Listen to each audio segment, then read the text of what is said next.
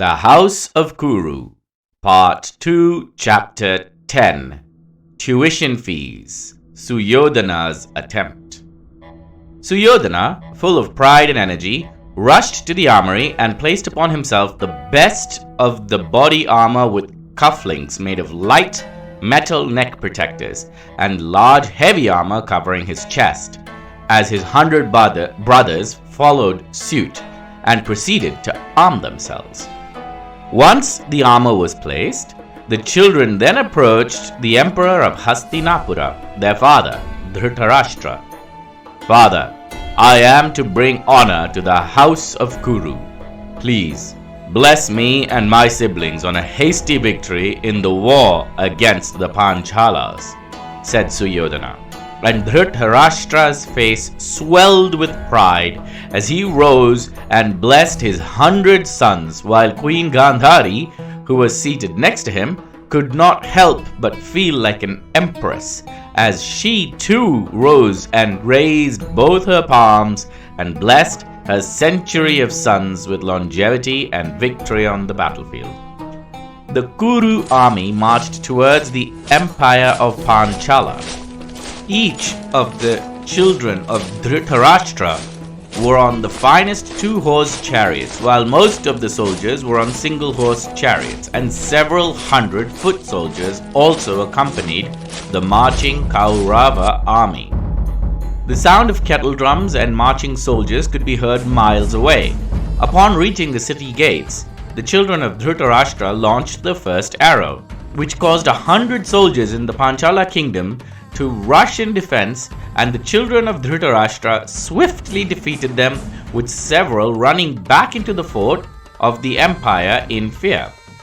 Suyodhana cheered in valor, thinking that the war was already won.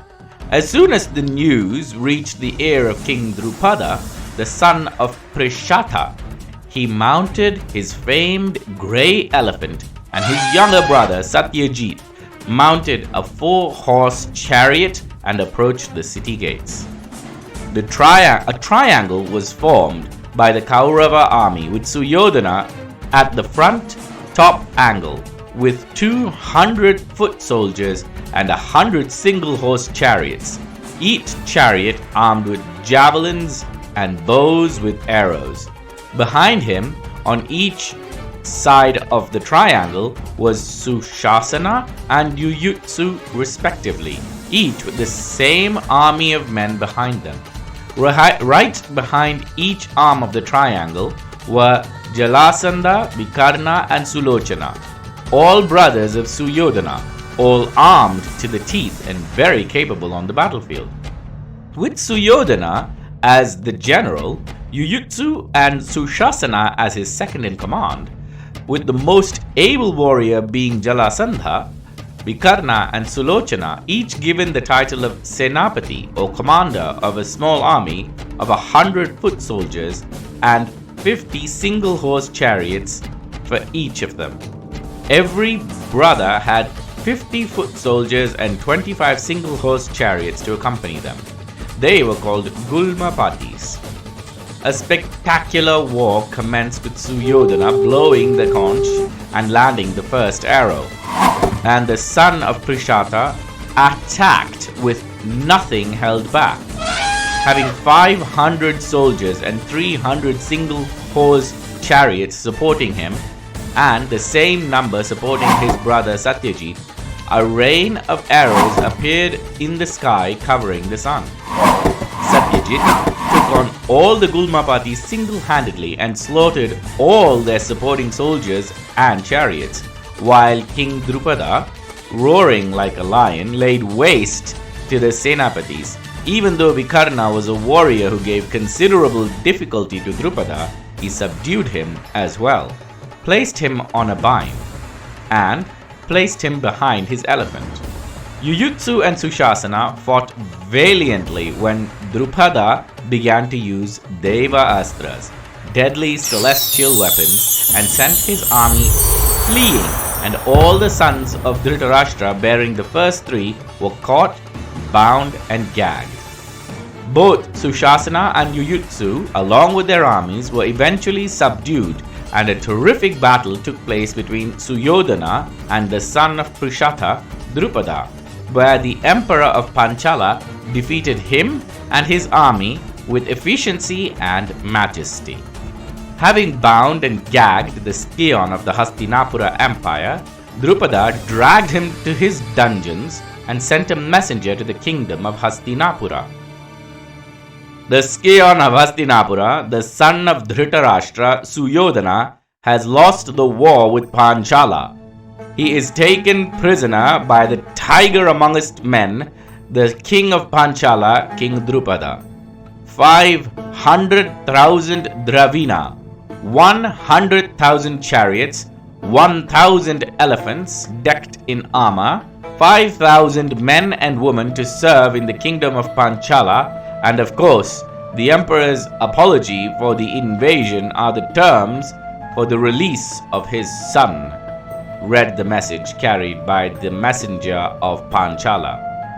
Dhritarashtra gasped. Gandhari shrieked. Vidura shook his head and Bhishma nodded. "Bring the weapons, master!" roared the emperor of Hastinapura. Guru Drona then approached the throne of Hastinapura. Why has the house of Kuru faced such dishonor? Isn't my son a hero? Did you not train him to be one? Questioned the emperor.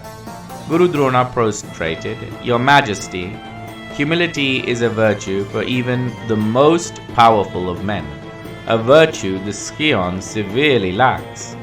Had he gone with the Pandavas as I had planned, Suyodhana would have returned valiantly, claimed half the credit, and restored the honor to the house of Kuru. Instead, he chose hubris over humility and brought dishonor to the noble house, replied the weapons master, as both Vidura and Bhishma nodded in unison. Guru Drona turned to Vidura and said, Send for the Pandavas. They alone will retrieve both the sons of Dhritarashtra and King Drupada. With a nod, Vidura called for Yudhishthira, the eldest Pandava. Yudhishthira approached the throne room decked in complete body armor, ready for battle. The house of Kuru has been shamed by the sons of Dhritarashtra, said Bhishma, to which Dhritarashtra winced. It is the king's command that you lead an army and retrieve the jewel of the kingdom, the prince and all his siblings, said Bhishma, and Yudhishthira nodded. There are no more men, as most are imprisoned in the dungeons of Panchala.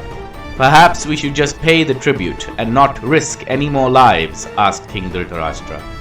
Your Majesty, paying tribute to the king of Panchala will not pay tuition to my preceptor. It is my wish that we sincerely try to ensure tuition is paid and the son of Prishata, King Drupada, is brought back in chains. Us 5 alone will be enough to bring this haughty king to his heels, said Yudhishthira, to which Guru Drona smiled, and so did Bhishma and Vidura, amazed by the first son of Pandu's humility. He touched the feet of Guru Drona, Bhishma, Vidura and his mother, requesting their blessings, and finally did the same to the king and queen. While Gandhari blessed Yudhishthira with all her heart, Dhritarashtra gave an uneasy nod and Yudhishthira turned and left back to the armory where his brothers awaited him. Yudhishthira took leave from the throne room and approached his brothers and informed them of the task ahead. Bhima was overjoyed. I knew it! The foolish firstborn of Dhritarashtra failed, roared Bhima with laughter, while Nakula claimed that he must have failed spectacularly. Listen, brothers, insisted Yudhishthira. King Drupada's pride would be running uncontrollably with the recent victory, much like the mad elephant that he rides to war. We need to use this to our advantage. We need to formulate a plan, said Yudhishthira. Dear brother, unbeknown to the son of Dhritarashtra, I followed them from afar, draped in the clothes of a common peasant, and I observed the fighting technique of the son of Prishata, King Drupada. He is powerful and fights like a madman, with nothing held back, but he does have his weaknesses. He targets the wheels of chariots, and being an able archer, he is able to hit the axle of the chariot wheel that connects the wheel to the hub of the chariot. On a 4-horsed chariot, with the twins protecting each wheel, I am certain I can bring him down, while Bhima lays waste to his supporting army, said Arjuna. Fantastic plan, Arjuna. And what would you have me do? Asked Yudhishthira. You are to observe. You are the eldest and firstborn. You are not to engage, commanded Arjuna. And Yudhishthira nodded. He promised to observe unless or until the other 4 brothers were having difficulty.